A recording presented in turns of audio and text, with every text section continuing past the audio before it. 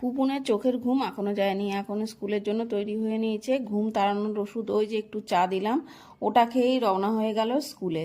আর এরপর আমার সাফাই অভিযান শুরু। আজ বৃহস্পতিবার, এই দিন যদি ভগবান 24 ঘন্টার জায়গায় 28 ঘন্টা যদি একদিন করতো তবে ভালো হতো।